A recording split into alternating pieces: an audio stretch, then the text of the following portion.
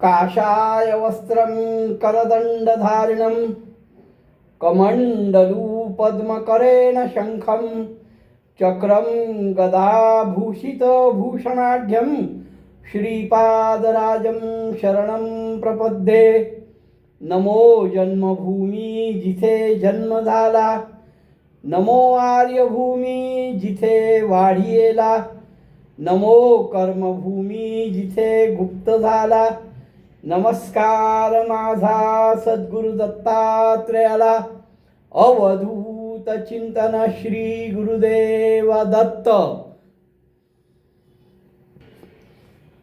साधकांनो, काल आपण बघितलं मंदार पर्वतावर सर्व ऋषीमुनींना, देवतांना, शिवदूतांना, या सर्वांना भगवान शिवानी भस्माचं महत्त्व सांगितलं. भस्म कसं लावायचं, काय लावायचं, भस्म लावल्याने काय होतं, किती जन्माचं फळ मिळतं, सर्व विस्तारून भगवान शिवानी सर्व देवतांना सांगितलं. सनत कुमार आदी ऋषींना सांगितलं, शिवदूतांना सांगितलं. मंदार पर्वतावर खूप मोठी सभा शिवाची होती आणि तिथे शिवानी भर सभेमध्ये भस्म महात्म्य सांगितलं. आणि तंतोतंत वामदेवानी महामुनी आहे, त्यांनी त्या ब्रह्म राक्षसाला सांगितलं, वामदेव महामुनी सांगती ऐसे विस्तारोनी, ब्रह्मराक्षे संतोषणी नमन केले चरण कमळी. वामदेवानी सुद्धा जसं शिवानी विस्तारपूर्वक सांगितलं तसंच वामदेवानी सुद्धा विस्तारपूर्वक ब्रह्मराक्षसाला सांगितलं. ब्रह्मराक्षसाला आनंद झाला आणि ब्रह्मराक्षस वामदेवांच्या चरणी नतमस्तक झाला. वामदेव म्हणतात राक्षसाला, हे बघ बाबा, भस्म महात्मा असा आहे आणि माझ्या अंगाला ते भस्म लागलं होतं, म्हणजे मी भस्म लावलं होतं, ते तू मला भक्षण करायला आला आणि त्या भस्माचा स्पर्श तुझ्या शरीराला झाला आणि त्यामुळे तुला सगळं आठवलं आहे. इथे प्रामुख्याने बघा, मी अनेक वेळा सांगतो की कुठलाही चमत्कार, कुठलीही लीला सद्गुरूंनी केली तर ते मी केली असं सांगत नाहीत. त्याचा हा प्रत्यंतर.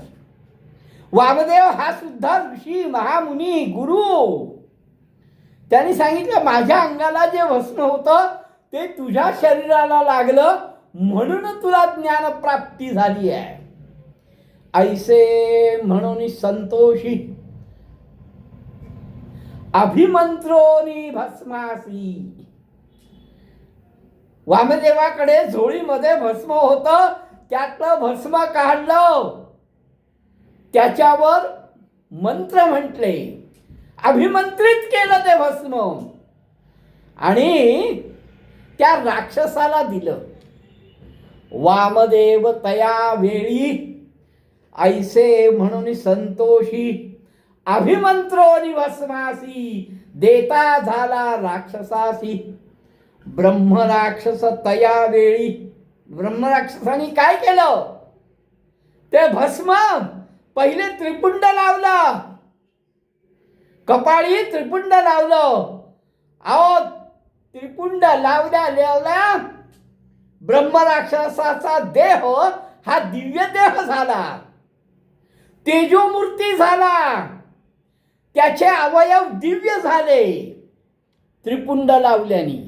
वामदेवानी अभिमंत्रित केलेलं भस्म ब्रह्मराक्षसाला दिलं, ब्रह्मराक्षसाने ते लावलं, त्याचा देह दिव्य देह झाला, अवयव दिव्य झाले. कसे? सूर्यासारखे तेजोमय, सूर्याच्या किरणासारखे तेजोमय झाला आनंद रूप. अहो, एवढं दिव्य देह मिळालाय वामदेवांचं दर्शन झालंय, भस्माचं महत्व कळलंय, भस्म अभिमंत्रून हातामध्ये दिलंय, आनंद हा होणारच. नमन करून योगीश्वरासी, भस्म लावलं, दिव्य देह झाला, वामदेवाला नमस्कार केला आणि वामदेवालाच प्रदक्षिणा मारली. भस्म लावलं, दिव्य देह झाला, वामदेवाला नमस्कार केला. नमस्कार करून वामदेवाला प्रदक्षिणा करता झाला. तेवढ्यात प्रदक्षिणा करतोय त्याच वेळेस विमान आलं. कैलासपुरावरून विमान आलं, दिव्य विमाने बैसोनी. दिव्य अशा विमानामध्ये बसला. ब्रह्मराक्षस होता, अनेक पापकृत्य केली होती. त्यांनी जे पहिल्या जन्मापासून 25 जन्मापर्यंत जी कृत्य केली ते सगळं त्यांनी सांगितलं आहे. पण भस्म लावलाय, वामदेवानी दिलेलं अभिमंत्रित केलेलं भस्म त्यांनी लावलं, दिव्य देह झाला, विमानामध्ये बसला, स्वर्गाला गेला. वामदेव महामुनी, वामदेव हा खरोखर महामुनी होता आणि त्याच्यामुळेच या ब्रह्मराक्षसाला परलोक प्राप्त झाला. वामदेव म्हणजेच महादेव समजा. मनुष्य रूप दिसत होता,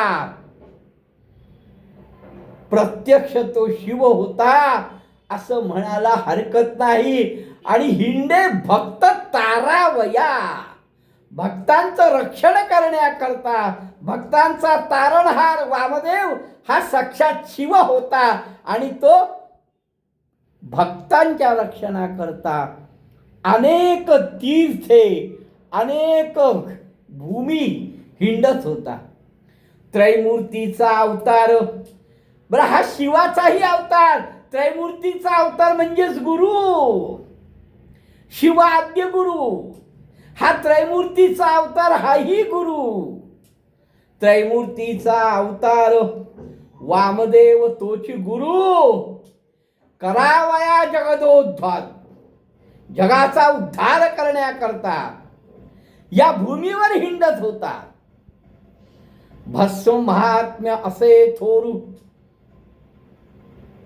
शिवानी सांगितलंय, वामदेवानी सांगितलंय. वामदेवानी भस्म दिल्या क्षणी ब्रह्मराक्षसाचा देह दिव्य झाला, तो विमानी बैसून स्वर्गभुवनाकडे गेला. म्हणजे भस्म महात्म्य थोर आहे. आणि त्यातल्या त्यात कुठलं भस्म सर्वात चांगलं? विशेष हस्तस्पर्श गुरु. ज्या भस्माला सद्गुरूंच्या हाताचा स्पर्श झालाय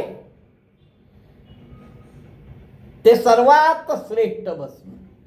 आणि ब्रह्मराक्षसाला तेच मिळालं, कारण वामदेव हा जगद्गुरु, जगदुद्धारा करता हिंडणारा योगी, संन्यासी, तापसी, महामुनी.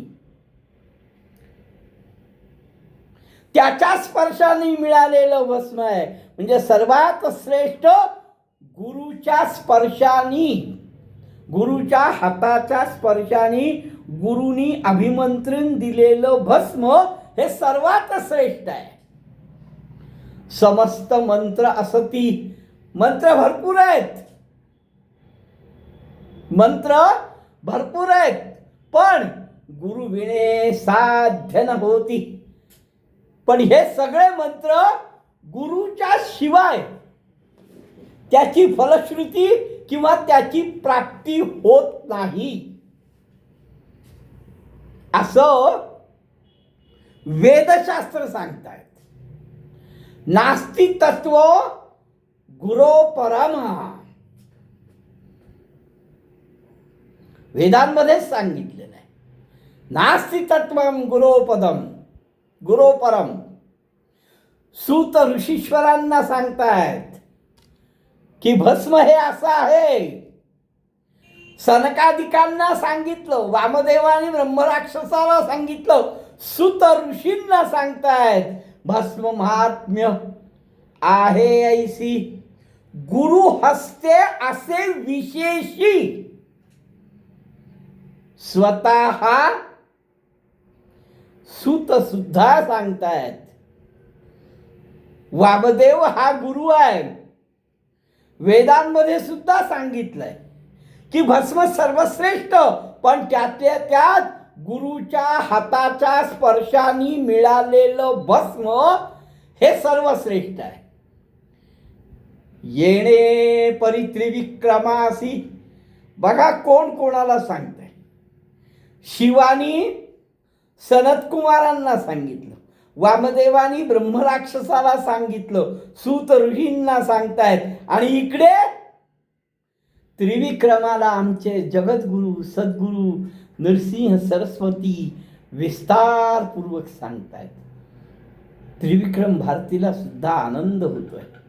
येणे परित्रिविक्रमासी सांगती गुरु विस्तारेसी, त्रिविक्रम भारती महाहर्षी चरणावरली माथा ठेवी. अहो एवढं सगळं ज्ञान ऐकलं, ही एवढी मोठी लीला बघितली, भस्माचं महत्व सांगितलं. त्रिविक्रम महामुनी नतमस्तक झालाय, नरसिंह सरस्वतींच्या चरणावर डोकं ठेवलाय, सद्गुरूंना नमन केलं, आणि आपल्या कुमसी गावाकडे निघाला. तो त्या ब्राह्मणांना घेऊन आला होता, हे विसरू नका. ब्राह्मणांच्या समोर काय काय घटना घडल्या, ही सद्गुरूंची काय काय लीला घडली, हे विसरू नका.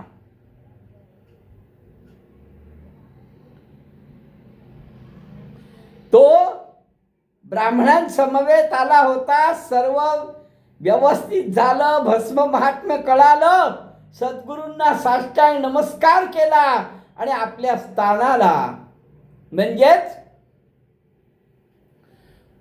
कुमसीला निघालाय. येणे परी नमन करुणी गुरुसी, निघाला आपले स्थानासी, झाले ज्ञान समस्तांसी, सद्गुरूंच्या उपदेशे. गुरूंच्या उपदेशाने गुरूंनी ही सर्व कथा सांगितली, गुरूंनी जो उपदेश केला, भस्माविषयी जे सांगितलं, त्यांनी सगळ्यांना आनंद झाला. येणे परिसिद्ध मुनी सांगते झाले विस्तारुणी. त्रिविक्रम भारतीला नरसिंह सरस्वतींनी सांगितलं, आणि इथे सिद्ध मुनी नामधारकाला सांगितलंय, सांगते झाले विस्तारुणी. ऐकतो शिष्य नामकरणी. तो नामधारक नामकरण शिष्य अतिशय लक्षपूर्वक आणि भक्तिभाव युक्त अंतःकरणाने ऐकत होता. नामधारक म्हणतो, पुढे काय झालं. नामधारकाला संपूर्ण गुरुचरित्र ऐकण्याची उत्सुकता शिगेला पोहोचलेली आहे. त्याला सगळं गुरुचरित्र ऐकायचं आहे. एक एक लीला, एक एक सद्गुरूंच्या मुखात निघालेलं वाक्य, जे जे नामधारकाला सांगितलं जात आहे, तसा तसा त्याला आनंद होतोय, आणि आनंद होऊन पुन्हा त्याच्या गुरुचरित्र ऐकण्याच्या क्रियेला वृद्धी होते. इच्छा वाढते की गुरुचरित्र अजून ऐकावं, गुरुचरित्र अजून ऐकावं, आणि तो म्हणून अभिलाषेने सद्गुरूंच्या लीला ऐकण्याकरता, सद्गुरूंची कृपा ऐकण्याकरता आसुसलेला असं म्हटलं तर वावगं ठरणार नाही. म्हणून तो वारंवार सिद्धाला विचारतोय, पुढे काय झालं. नामधारकाने हे सगळं ऐकलं, भक्तिभावयुक्त ऐकलं, आणि तो म्हणतोय सिद्धाला, पुढे काय झालं. नामधारक शिष्य राणा, लागे सिद्धाची या चरणा, विनवी तसे कर जोडून, भक्तिभावे करून या. सिद्धाची अपरंपार स्तुती करतोय, वारंवार स्तुती करतोय. सिद्धाची म्हणजेच पर्यायाने सद्गुरूंची स्तुती करतोय. जय जय आजी सिद्धमुनी, तूची तारक भवारणी, अज्ञान तिरिनासोनी, ज्योतिस्वरूप तूची होसी. सिद्धमुनीला सांगतोय तू तारक आहेस.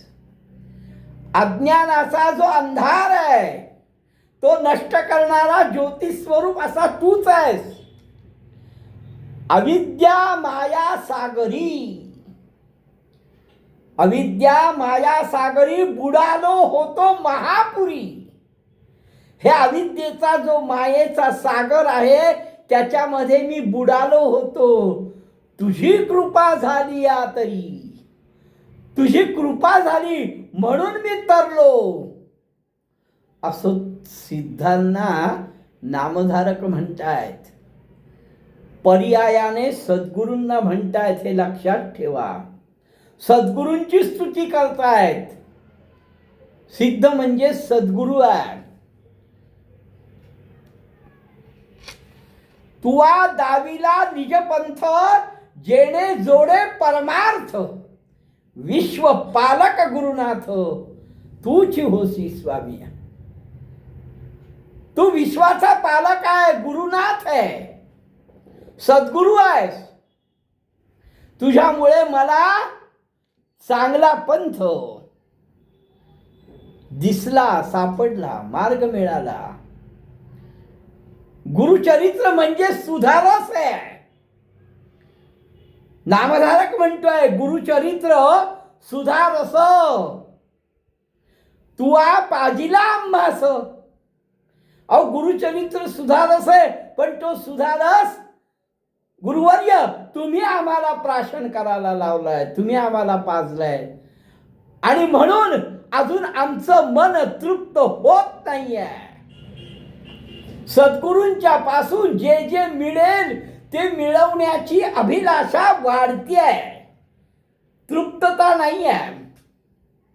सद्गुरूंकडनं जे जे ज्ञान मिळतंय ते ऐकण्याची इच्छा बळावत चालली आहे.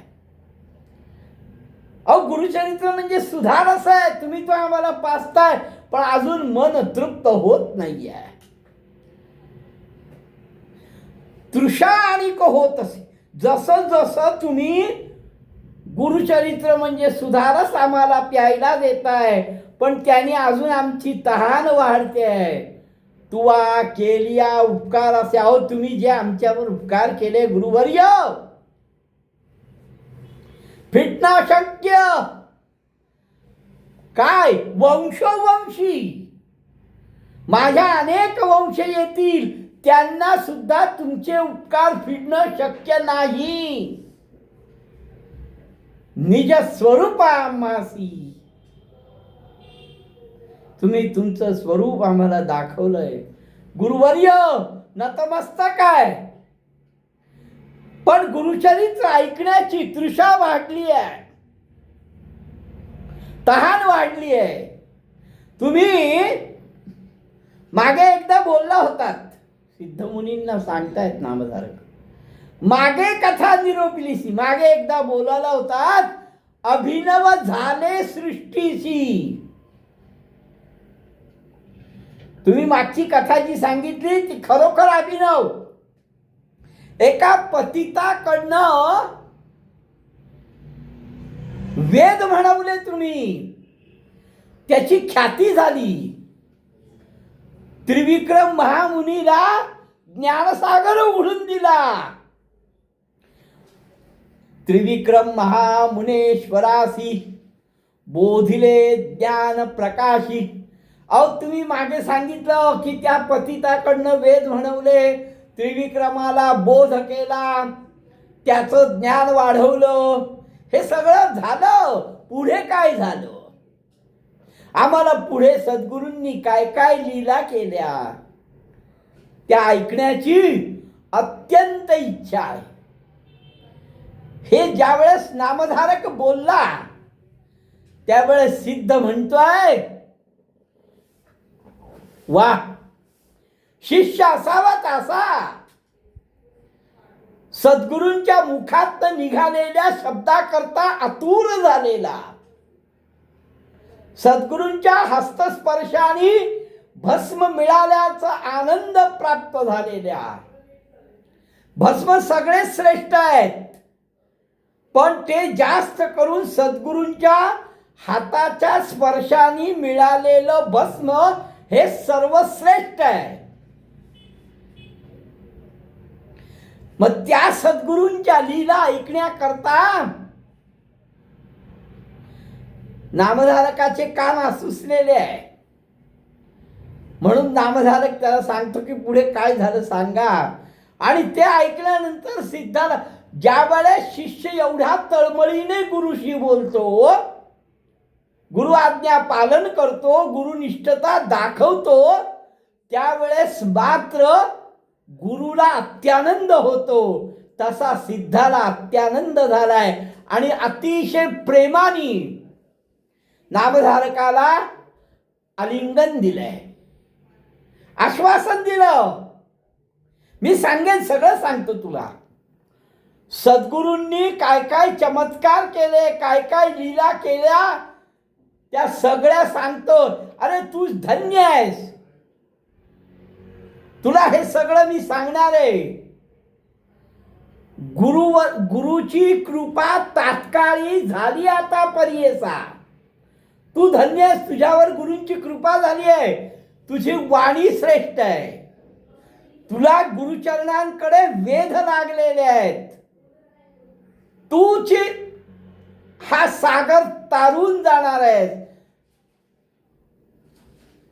सकळ साधना होणार आहे तुला.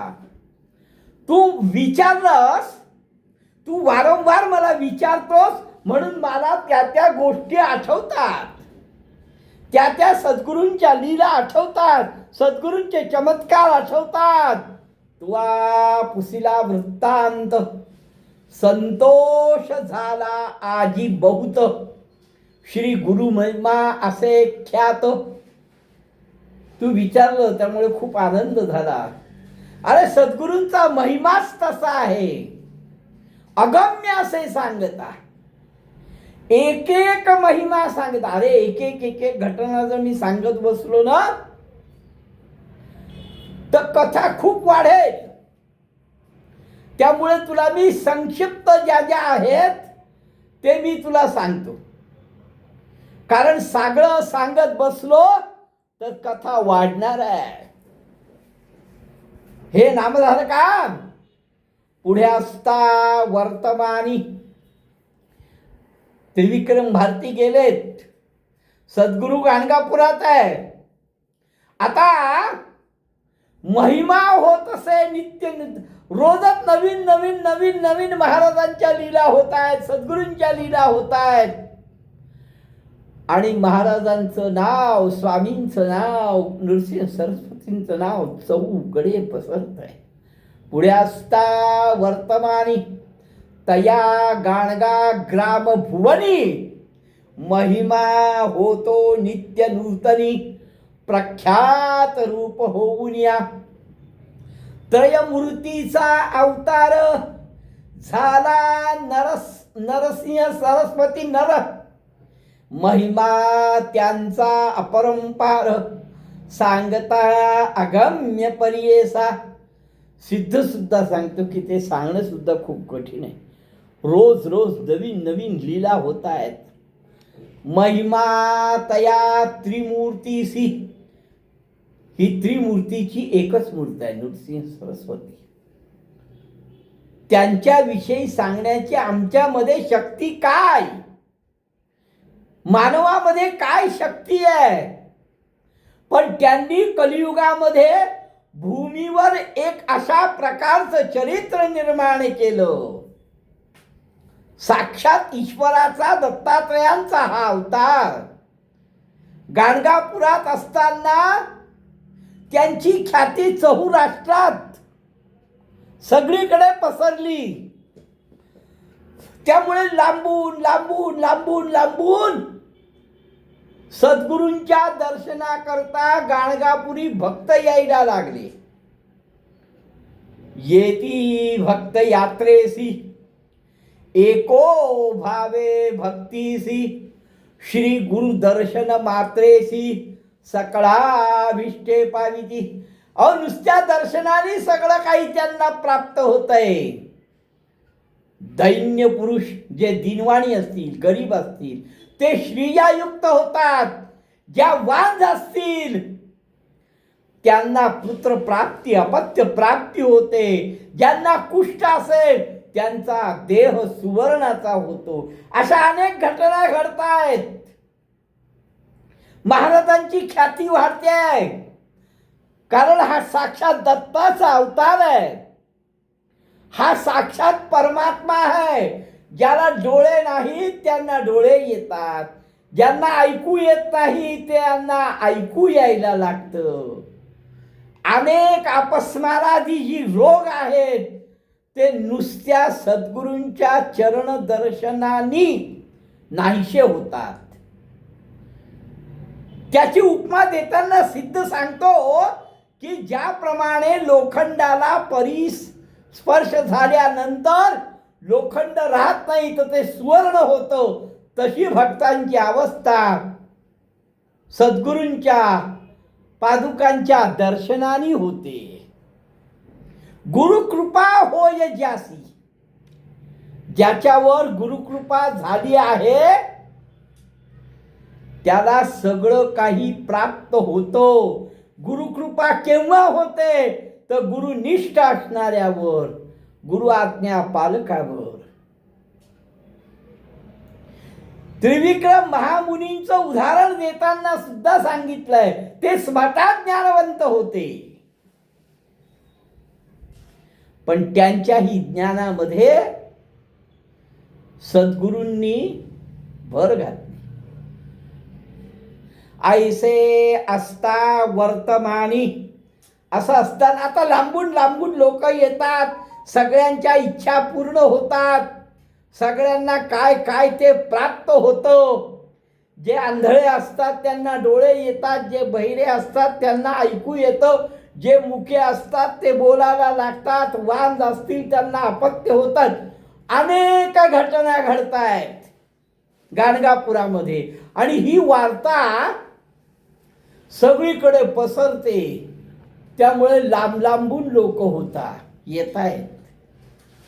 ऐसे असता वर्तमानी उत्तर दिशे माहुरस्थानी, विप्र होता महाधनी तया गोपीनाथ. असं असताना गाणगापूरच्या उत्तरेला माहूर गडावर रेणुका मातेचं स्थान आहे. अनुसयेची सत्व परीक्षा तिथे झाली, ते स्थान आहे. आणि त्या ठिकाणी गोपीनाथ नावाचा एक ब्राह्मण विप्र महाधनी होता. म्हणजे पैसा अडका भरपूर होता, सधन होता, संपन्न होता. त्याचं नाव होतं गोपीनाथ. पण तया पुत्र होऊन मरती. पण एक दुःख होतं, त्याला मुलं झाली की ती गतप्राण व्हायची. तया पुत्र होऊन मरती, करी दुःख अनेक रीती, अनेक प्रकारे तो दुःख करत होता. सगळं काही आहे माझ्याकडे, मला काय कमी आहे, पण